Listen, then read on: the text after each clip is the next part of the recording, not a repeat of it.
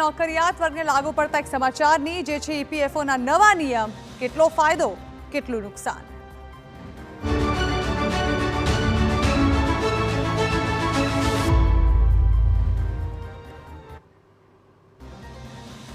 તો ફિગર આપણીમાં હવે વાત કરીશું કે એવા અહેવાલની જેની અસર 7 કરોડ લોકોને થવાની છે। આ એ 7 કરોડ લોકો છે જેમના પગારમાંથી દર મહિને એક રકમ કપાઈ જાય છે અને પછી પગાર હાથમાં આવે છે। એ રકમ એટલે પ્રોવિડન્ટ ફંડના ખાતામાં જાય છે।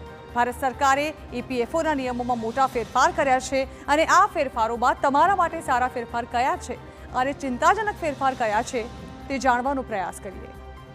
તો ભારત સરકારે ઈપીએફઓના નિયમમાં હવે કેટલાક એવા ફેરફાર કર્યા છે જેનાથી હવે ઈપીએફઓની વેબસાઇટમાં લાંબી પ્રક્રિયામાંથી લોકોને મુક્તિ તો મળશે જ, સાથે સાથે હવે પ્રોવિડન્ટ ફંડની રકમ ઉપાડવામાં પણ સરળતા રહેશે।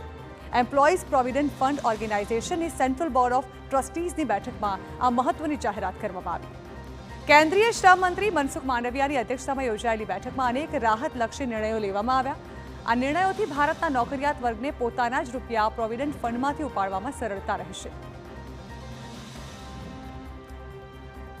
બેઝિકલી ગવર્મેન્ટે આ કામ એવું કરવું પડતું હતું કે જે એમ્પ્લોયીના પૈસા જે છે એનું ઇન્વેસ્ટમેન્ટ કરી અને એ ફંડ જ્યારે એમને ચૂકવવાનો થાય ત્યારે એમને ચૂકવવો પડતો હતો। એટલે એક જે કોસ્ટ એમાં ગવર્મેન્ટની મારા હિસાબે તો વધતી જ હતી કે એમને પૈસા સાચવવા પડે અને એમને પેમેન્ટ બી કરવું પડે વ્યાજ સાથે। તો હવે કેવું થશે કે જ્યારે લોકોને પોતાને ફંડની જરૂર હોય ત્યારે પોતાના જ પૈસા વિડ્રોલ કરી શકે અને આરામથી ઇઝીલી ડિજિટલી વિડ્રોલ કરી શકે એવી સિસ્ટમ સુધારી છે આમાં। ઈપીએફમાં અત્યાર સુધી લોકોને બહુ તકલીફો પડતી હતી, પણ ગવર્મેન્ટે હમણાં જે ગઈકાલે મિટિંગ પછી એવું કીધું છે કે હવે નવું પોર્ટલ 3.0 આવશે અને બધું જ ડિજિટલી થશે। તો ઈપીએફઓએ નવા નિયમોમાં ઘણા બધા ફેરફાર કર્યા છે। તો નવા નિયમોમાં શું ફેરફાર કર્યા છે તેની પર હવે નજર કરીશું અને જાણવાની કોશિશ કરીશું કે આ કઈ રીતે તે અસર કરશે। તો 13 નિયમો જે હતા તેમાંથી હવે માત્ર 3 કેટેગરીમાં નિયમો જે છે તે લાગુ કરવામાં આવશે। કેટલાક લોકો માને છે કે આ ખૂબ જ સરળ થઈ રહ્યું છે, જો કે કેટલાક લોકો તેને નથી આવકારતા। ઇમરજન્સીમાં સંપૂર્ણ બેલેન્સ ઉપાડી શકાશે। અત્યાર સુધી જે અમાઉન્ટ ઉપાડવામાં આવતી હતી તેમાં 25% અમાઉન્ટ નહોતી ઉપાડી શકાતી, પરંતુ હવે ઇમરજન્સી કેસમાં પણ સંપૂર્ણ જે અમાઉન્ટ છે તે ઉપાડી શકાશે અને તેમાં પણ સૌથી વધારે ફાયદાકારક વાત એ છે કે કારણ આપ્યા વગર પીએફના તમામ નાણાં ઉપાડી શકાશે। ઇમરજન્સીમાં તમારે જ્યારે આ નાણાં ઉપાડવા હશે ત્યારે કોઈપણ જાતના ડોક્યુમેન્ટ્સ આપવાની જરૂર નથી। પહેલાં શિક્ષણ, લગ્ન માટે 3 વખત વિડ્રોલની મંજૂરી મળતી હતી।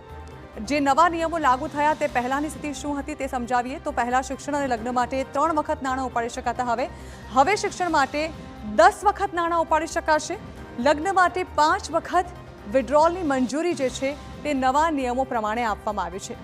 એટલે ઘણો મોટો ફેરફાર કરવામાં આવ્યો છે, પરંતુ તે સમયે જ્યારે તમે નાણાં ઉપાડશો તો ત્યારે તમારે 100%માંથી 25% મિનિમમ બેલેન્સ જાળવી રાખવું જરૂરી છે, કારણ કે આ કોઈ ઇમરજન્સી પરિસ્થિતિ નથી। 8.25%ના વ્યાજ અને ચક્રવૃદ્ધિ વ્યાજનો તો લાભ તમને મળતો જ રહેવાનો છે। એમાં કોઈ ફેરફાર નથી, એમાં તમને કોઈ નુકસાન નથી। તમને 8.25ના દરે વ્યાજ અને ચક્રવૃદ્ધિ વ્યાજ મળશે। હવે કોઈ પણ દસ્તાવેજો સબમિટ કરવાની જરૂર પણ નથી। અત્યાર સુધી જે એક મિસ કોલ થકી તમારી પાસે શું બેલેન્સ છે તે જાણી શકાતું હતું, તે સૌથી સારી સુવિધા ગણાતી હતી, પરંતુ હવે તેમાં પણ કેટલીક નવી સુવિધા ઉમેરવામાં આવી છે। Mobile app, cloud technology, auto claim સેટલમેન્ટની સુવિધા જે છે તે યથાવત રાખવામાં આવે છે। હવે માત્ર હેન્ડી સાધનોથી તમે તાત્કાલિક આ તમામ સુવિધાઓનો લાભ લઈ શકો છો। એટલા માટે ચોક્કસ એવું કહી શકાય કે હવે જે નોકરિયાત વર્ગ છે તેના માટે આ નિયમો કેટલાક વધુ સરળ કરી દેવામાં આવ્યા છે, જેના કારણે હવે જ્યારે તમે રૂપિયા પોતાના પીએફના ઉપાડવા જશો ત્યારે તમારા માટે તે વધુ સરળ હશે। ઇમરજન્સી પરિસ્થિતિઓમાં તમે આ જે રૂપિયા ઉપાડશો તે તમે 100% બેલેન્સ વાપરી શકો છો।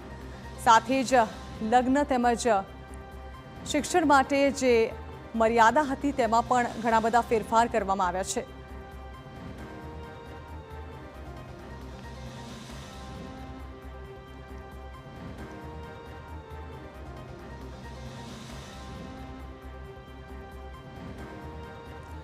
તો ઈપીએફઓમાં મોટાભાગના નિયમોમાં ફેરફાર કરવામાં આવ્યા છે, જો કે કેટલાક નિયમોને લોકો આવકારી પણ રહ્યા છે, જો કે કેટલાક લોકોને એવું પણ માનવું છે કે તેની કોઈ આવશ્યકતા નહોતી।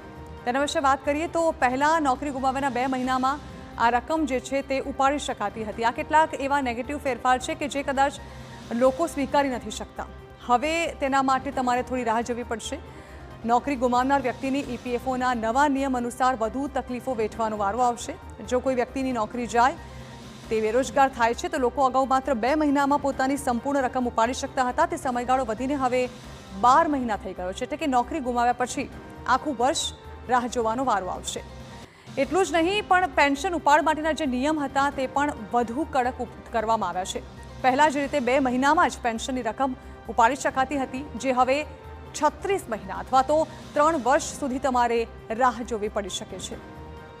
એટલે આ એવા કેટલાક નિયમોમાં ફેરફાર છે કે જેને લોકો નથી સ્વીકારી શકતા. લોકોને કહેવું છે કે આ થોડું ઘણું અઘરું પડી શકે તેમ છે.